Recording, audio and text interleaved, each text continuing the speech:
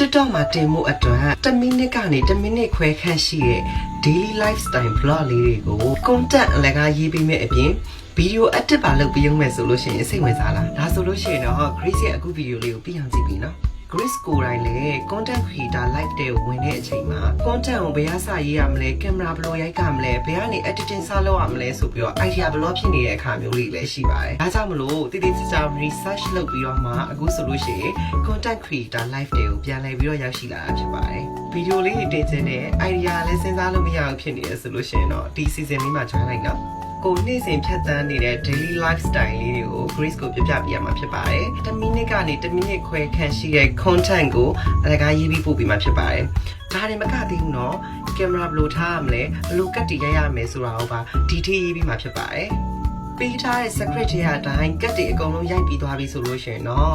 video အကျန်းကို Grace ပြန်ပို့ပေးရမှာဖြစ်ပါတယ်။ file နဲ့ upload တင်လို့ရတဲ့အထိကို professional creative ဖြစ်နဲ့ video edit လုပ်ပြီးတော့ပို့ပေးမှာဖြစ်ပါတယ်။ဒီ season လေးထဲမှာပါဝင်ဖို့အခုပဲ comment ပေးခဲ့လိုက်တော့နော်။